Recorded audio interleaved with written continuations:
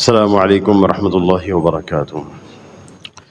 الحمد للہ نحمده ونستعینه ونستغفره ونؤمن به ونتوکل علیہ ونعوذ باللہ من شرور انفسنا ومن سیئات اعمالنا من يهده الله فلا مضل له ومن يضلله فلا هادي له ونشهد أن لا إله إلا الله وحده لا شريك له ونشهد أن سيدنا ومولانا محمدا عبده ورسوله صلى الله عليه وسلم. أعوذ بالله من الشيطان الرجيم. بسم الله الرحمن الرحيم. لقد من الله على المؤمنين إذ بعث فيهم رسولا من أنفسهم يتلو عليهم آياته ويزكيهم ويعلمهم الكتاب والحكمة وإن كانوا من قبل لفي ضلال مبين. صدق الله العظيم. اللہ رب العزت نے آپ صلی اللہ علیہ وسلم کو ایک شان کے ساتھ مبعوث فرمایا ہے کہ ایک تو آپ خاتم النبیین ہیں اور آپ کے بعد کوئی نبی آنے والا نہیں، اور اس بات پر سینکڑوں ادلہ قائم کیے۔ خود رسول اللہ صلی اللہ علیہ وسلم کے جسد اطہر شریف پر دونوں کندھوں کے درمیان ختم نبوت کی مہر تھی۔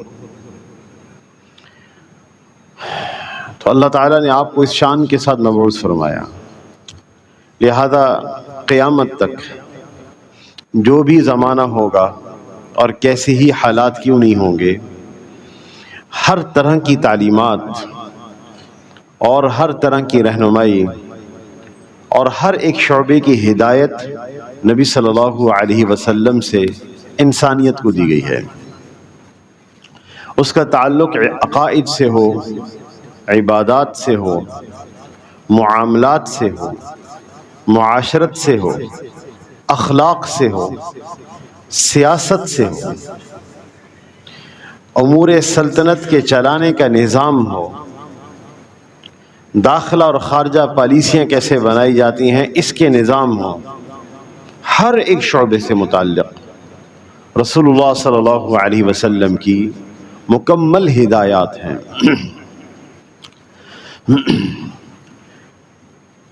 اور نبی آپ صلی اللہ علیہ وسلم کا مقصد دنیا میں آنے کا کیا ہے، اس کو اللہ تعالیٰ نے قرآن پاک میں بیان فرمایا، اور ان کو مقاصد نبوت کہتے ہیں۔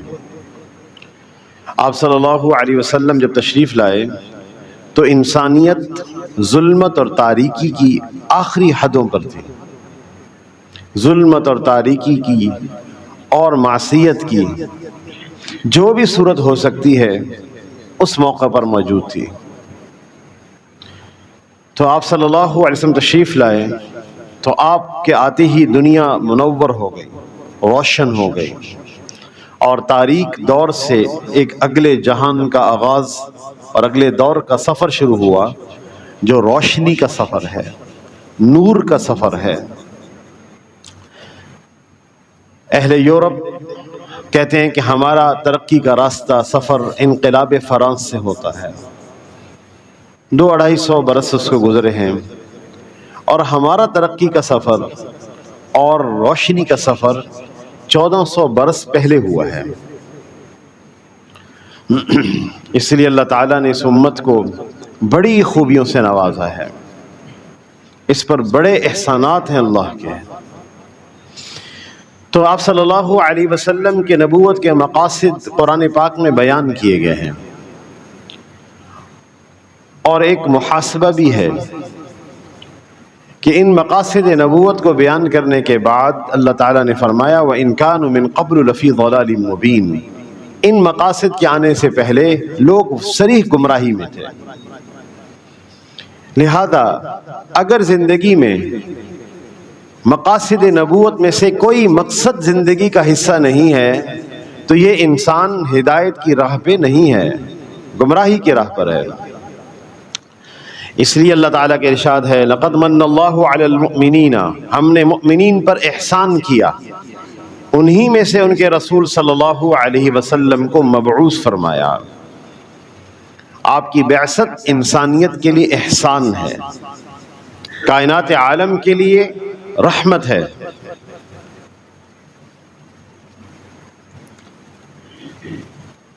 مقاصد نبوت میں سب سے پہلا مقصد یہ ہے یتلو علیہم آیاتہ، کہ آپ ان پر قرآن پاک کی آیات تلاوت کرتے ہیں۔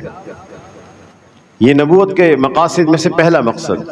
قرآن ہدایت کی کتاب ہے، نور ہے اور انسانیت کے لیے رہنمائی ہے، اور قرآن کی تفہیم کا پہلا آغاز اس کے الفاظ کی تلاوت ہے، اور صحیح تلاوت۔ اگر قرآن پاک محض سمجھنے کی کتاب ہو کہ جی قرآن پاک تو صرف سمجھنے کے لیے نازل ہوا، تو ایک دو دفعہ پڑھ لینا کافی تھا۔ آپ کے اصحاب مسلسل اس کی تلاوت نہ کرتے، اور خود حضور صلی اللہ علیہ وسلم مسلسل اس کی تلاوت کا اہتمام نہ فرماتے۔ آپ کے اصحاب میں سے بعض لوگ تو وہ ہیں جو 7ویں دن قرآن پاک کی تلاوت مکمل کرتے تھے، 7ویں دن میں قرآن پاک مکمل ہوتا تھا، یہ معمول ہے۔ اور اس سے کم 3 دن میں قرآن پاک کی تکمیل، اور اس سے بھی کم کہ ایک صاحب کہتے ہیں کہ میں مطاف میں تھا، تو ایک آدمی مطاف میں داخل ہوئے رات کے وقت میں، اپنا انہوں نے جوتا ایک طرف رکھا اور مطاف میں نماز پڑھنی شروع کی نوافل کی نیت کے ساتھ۔ تو میں قریب ہوا تو انہوں نے سورۃ الفاتحہ سے آغاز کیا اور والناس پہ رکعت کو مکمل کیا۔ سلام پھیر کر روانہ ہونے لگے تو میں نے قریب جا کے دیکھا تو حضرت عثمان بن عفان ذو النورین ہے رضی اللہ عنہما۔ یہ ان کی عادت مبارکہ ہے، اللہ تعالیٰ نے ان کی اوقات میں بڑی برکتیں دی تھیں۔ اشکال ہوتا ہے کیسے اتنی جلد اتنا قرآن کیسے پڑھ لیتے تھے؟ آپ نے ان لوگوں کو نہیں دیکھا جی تھوڑے اوقات میں کتنا بڑا بزنس کرتے ہیں، تھوڑے اوقات میں بڑا بزنس، بڑا کاروبار، تھوڑے وقت میں اربوں روپے کمانے والے لوگ دنیا میں اللہ نے مشاہدہ کرایا ہے۔ تو کیا ایسے لوگ نہیں ہو سکتے جو تھوڑے وقت میں اطاعت بہت بڑی کر لیں؟ اللہ تعالیٰ نے ان کے وقت میں برکت دی ہوئی تھی۔ آپ صلی اللہ علیہ وسلم ایک دفعہ رات کو تاخیر سے تشریف لائے تو اصحاب نے عرض کیا یا رسول اللہ لقد ابطأت اللیلۃ، آپ آج قدر تاخیر سے تشریف لائے ہیں۔ تو آپ صلی اللہ علیہ وسلم نے فرمایا میری تلاوت کا ایک حزب باقی رہ گیا تھا، فَكَرِهْتُ أَنْ أَخْرُجَ حَتَّى أُتِمَّهُ، تو مجھے یہ بات ناپسند گزری کہ میں اس کی تلاوت مکمل کیے بغیر باہر آؤں۔ آپ صلی اللہ علیہ وسلم پر قرآن پاک کا نزول ہوا اور آپ خود اس کی تلاوت کا خوب اہتمام فرمانے والے۔ اس لیے مقاصد میں سے ایک مقصد، بہت بڑا مقصد یہ ہے کہ قرآن پاک کی تلاوت کی جائے اور درست پڑھا جائے، صحیح تلاوت کی جائے، اس کی تلاوت کو سیکھا جائے۔ اس کی تلاوت انسان کی دلوں پر اثر انداز ہوتی ہے۔ نبی صلی اللہ علیہ وسلم کے ارشاد ہے کہ ان هذه القلوب تصدع كما يصدع الحديد اذا اصابه الماء، دلوں کو بھی زنگ لگ جاتا ہے جیسے لوہے کو پانی لگنے سے زنگ لگتا ہے۔ صحابہ کرام نے عرض کیا وما جلاؤها یا رسول اللہ، دلوں کا زنگ کیسے دور ہوگا؟ آپ صلی اللہ علیہ وسلم نے فرمایا کثرت ذکر الموت وتلاوت القرآن، موت کو کثرت سے یاد کرنا اور قرآن پاک کی تلاوت کرنا، دلوں میں نرمی پیدا ہو جائے، گداز پن پیدا ہو، اللہ سے تعلق بنانے کا احساس ہو، دعائیں مانگنے کا احساس ہو، جنت کے ذکر پر خوشی ہو، تذکرہ جہنم پہ رونا آ جائے، بکا اور خشیت یہ خوبیاں ہیں۔ دلوں میں اگر زنگ لگا تو پھر یہ خوبیاں اس کا کوئی احساس نہیں ہوتا۔ کون سا جہنم کا ذکر اور کون سا جنت کا تذکرہ؟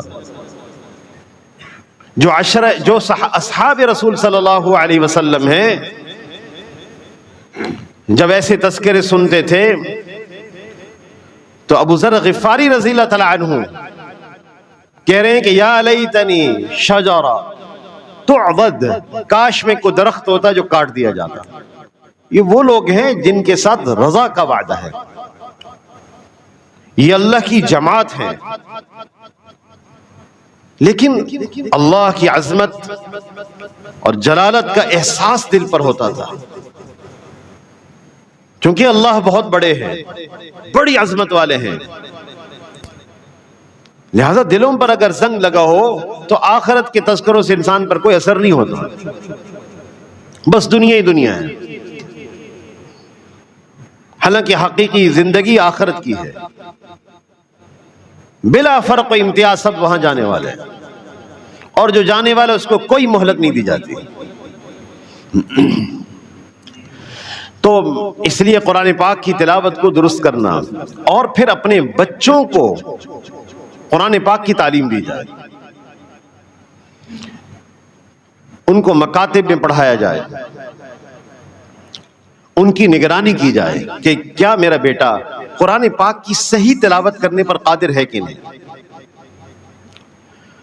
مولانا سید ابو الحسن علی ندوی رحمہ اللہ فرماتے تھے کہ بچے کو عید پر کپڑے دلوانے سے 1000 دفعہ زیادہ، بیمار ہو جائے تو دوا کھلانے سے سینکڑوں بار زیادہ، اور پڑھ لکھ کر اچھی جاب اس کی لگ جائے اس سے 1,00,000 بار زیادہ میرا بچہ سچا اور صحیح مسلمان بن جائے۔ یہ ذمہ داری ہے۔ جس طرح کے حالات کا ہم مشاہدہ کر رہے ہیں، اب ہمیں اپنے بچوں کی تربیت اور تعلیم میں کسی قسم کی قربانی سے دریغ نہیں کرنا چاہیے۔ میرے بیٹے کا جو آغاز ہے وہ قرآن کی صحیح تلاوت سے ہے۔ ہمارے ہاں آغاز جو ہے وہ بچوں کی تلاوت سے نہیں ہوتا، تعلیم سے ہوتا ہے، اسکول کی تعلیم سے۔ 2.5 سال کے بچے کو اتنا بڑا بستہ دیا ہوا ہے، زیادتی اور ظالم لوگ ہیں، سسٹم سے ناواقف لوگ۔ 2.5 سال کا بچہ تعلیم حاصل کر سکتا ہے۔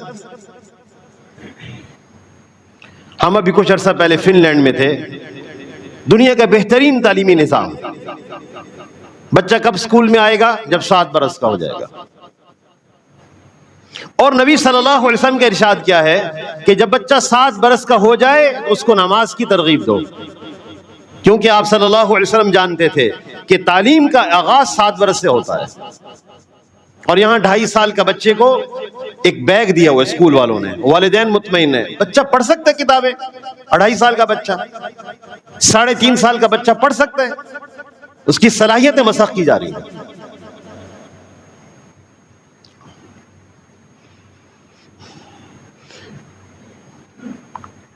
تو ہم نے ان سے پوچھا کہ آپ کے ہاں بچے 3.5، 4، 5، 6 برس تک کیا سیکھتے ہیں؟ کہنے کہ ایتھکس، صرف اچھی عادتیں سکھاتے ہیں۔ دنیا کا بہترین تعلیمی نظام، اچھی عادتیں سکھاتے ہیں، اچھے اخلاق سکھاتے ہیں۔ یورپ کہتا ہے کہ میں نے تہذیب یونان سے لی ہے، جھوٹ بولتے ہیں۔ ساری خوبیاں اسلام کی بنیادی اٹھائی ہوئی ہیں اور اسلام کی کسی خوبی کی معترف نہیں ہے۔ سقوط اندلس کے بعد ان کا عروج ہے، ساری خوبیاں اسلام کی، اور کہتے ہیں ہم نے یورپ سے تہذیب لی ہے، یونان سے لی ہے، ارسطو کی لی ہے، افلاطون کی لی ہے، سقراط کی لی، الیگزینڈر کی لی ہے۔ تو اس لیے ہمیں بہت فکر مند ہونا ہوگا۔ اگر میں یہ چاہتا ہوں کہ میرا بچہ دینی اور تہذیبی اعتبار سے مرتد نہ ہو تو مجھے اس کے لیے، اس کی تعلیم کے لیے ہر قسم کی قربانی دینی ہوگی، ہر قسم کی قربانی۔ جو تعلیمی نظام ہمارے ہاں رائج پذیر ہیں وہ انسان نہیں بناتے، وہ خوبیاں پیدا نہیں کرتے، وہ اللہ سے تعلق نہیں بناتے، وہ رسول اللہ صلی اللہ علیہ وسلم کی اطاعت نہیں سکھاتے، وہ توحید کی تعلیم نہیں دیتے، وہ عبادات کی رغبت نہیں دلاتے، تو کیا میں نے اپنے بچوں کے لیے ایسی تعلیمی نظم کے بارے میں سوچا کہ میرے بچے عقائد سے واقف ہوں، عبادات سے واقف ہوں، اللہ سے مانگنے سے واقف ہوں، دعاؤں کے ذریعے سے رب سے مدد لینا جانتے ہوں، ذکر و تلاوت سے ان کو شغف حاصل ہو جائے؟ کتنی محنت کی مجھے ضرورت ہے۔ ہم اس تعلیمی نظام سے مطمئن نہیں ہیں۔ ریاست ابھی تک تعلیمی نظام کو صحیح نہ کر سکی۔ مالداروں کے لیے اور سکولز ہیں اور غریبوں کے لیے دوسرے سکولز ہیں۔ دنیا میں کس جگہ یہ سکولز ہیں اس طرح کے؟ کون سی جگہ پہ اس طرح کے سکولز ہیں دنیا میں؟ کہیں آپ نے دیکھے ہو تو ضرور بتائیں۔ کوئی منسٹر ہو، مالدار ہو، غریب ہو، اس کے لیے ایک سکول ہے۔ اور یہاں طبقاتی تفریق پہلے دن سے ہے، غریب لوگ ادھر جائیں گے اور مالدار ادھر جائیں گے، طبقاتی تفریق پہلے دن سے۔ ابھی تک تعلیمی نظام نہیں بنا سکے، 70 سال سے زائد ہو گئے، کسی ملک میں یہ نظام نہیں ہے۔ ایک ہی اسکول ہوتا ہے، سب نے وہاں جانا ہے، چاہے جاپان ہو چاہے یورپین ممالک ہو۔ بہرحال میرا موضوع یہ نہیں ہے۔ دل کڑتا ہے جب بیرون ممالک ہم اسفار کرتے ہیں، دل جلتا رہتا ہے، کڑتا رہتا ہے۔ بہت کچھ کام کرنے کے ہمارے ہیں، ہم نے اپنی نسلوں کو بنانا ہے، اپنے بچوں کی تربیت کرنی ہے۔ یتلو علیہم آیاتہ، ہمیں ایک راہ دکھاتے ہیں تعلیم کی، سارے اس کے پیچھے لگ جاتے ہیں۔ ہم بھی وہی کام کر رہے ہیں۔ اس تعلیم کا مقصد کیا ہے؟ او لیول اے لیول کے پیچھے ہم لگے، ہم سارے دوڑے، ماں باپ نہیں جانتے مقاصد کیا ہے، معلوم نہیں۔ بس میرا بچہ او لیول میں پڑھتا ہے، کیوں پڑھتا ہے؟ کیا حاصل ہوگا؟ تو اس کی وجہ ماں باپ بیچارے غلط نہیں ہیں، وہ کیا کریں؟ ریاست کی ذمہ داری ہوتی ہے نظام تعلیم وضع کرنا۔ ہمارے لیے پہلے دن نظام تعلیم اور تھا اور ان کا اپنا اور ہے۔ وہ صنعتی انقلاب پر کام کرتے ہیں، مشینیں ایسی بنائی ہیں دنیا میں اس کی کوئی مثال نہیں ملتی۔ اور ہمارے لیے لارڈ مکالے کا نظام ہے کہ ان کو نوکر بناؤ اپنے سسٹم کا۔ ہمارے لیے یہ نظام وضع کیا ہند میں، اور اپنے لیے اور نظام تھا برطانیہ میں، پہلے دن سے تفریق رکھے۔ اب آ کے کچھ شعور پیدا ہو رہا ہے کہ ہمیں کچھ سکلز بھی دینی ہے، کوئی ہنر بھی سکھانے بچوں کو۔ اتنے پی ایچ ڈی لڑکے ملے مجھے یورپ میں، ٹیکسیاں چلاتے ہوئے، چھوٹے چھوٹے کام کرتے ہوئے۔ پتہ نہیں پی ایچ ڈی کی ہے، کیوں کی ہے پی ایچ ڈی بھائی آپ نے؟ کس مقصد کے لیے پی ایچ ڈی کی تھی آپ نے؟ کوئی وے نہیں تھا سامنے، کہاں جانا ہے کوئی پتہ نہیں، پی ایچ ڈی کرنی ہے۔ کتنے ڈاکٹرز ہمیں ڈنمارک میں ملے، 1000 کے قریب ڈاکٹرز بلائے ہوئے ہیں۔ لینگویج سیکھیں جی، ہماری ڈینش لینگویج سیکھیں، سیکھتے رہو 2-3 سال 4 سال، 1000 میں ایک ڈاکٹر رکھیں گے، باقی واپس۔ بیچارے اپنا مستقبل یہاں 5-5 سال میڈیکل کالج میں پڑھنے کے بعد کوئی جاب نہیں، پھر رہے۔ ان کا قصور بھی نہیں ہے، ریاست کی ذمہ داریاں ہوتی ہیں، ان کے پاس وسائل ہوتے ہیں۔ اپنے بچوں کو صحیح رخ دینے والے ہم بنے، صحیح طرف ہم لے جانے والے ان کو بنے۔ تو میں آپ سے عرض کر رہا تھا کہ یتلو علیہم آیاتہ، کہ آپ صلی اللہ علیہ وسلم قرآن پاک کی آیات ان پہ تلاوت کرتے ہیں۔ وقت بہت زیادہ ہو گیا، معاف کیجیے گا۔ تو وَيُزَكِّيهِمْ، اور ان کا تزکیہ نفس کرتے ہیں، وَيُعَلِّمُهُمُ الْكِتَابَ، اور کتاب اللہ کی ان کو تعلیم دیتے ہیں، اور حکمت کی یعنی حدیث کی تعلیم دیتے ہیں، ان کو اپنی سنت سکھاتے ہیں، کیونکہ وہی کامیابی کا ذریعہ ہے، اور سنت کے خلاف زندگی ناکامی کا ذریعہ ہے۔ اللہ تعالیٰ سے دعا ہے کہ اللہ ہمیں مقاصد نبوت پر عمل کی توفیق عطا فرمائے۔ وآخر دعوانا الحمد للہ رب العالمین۔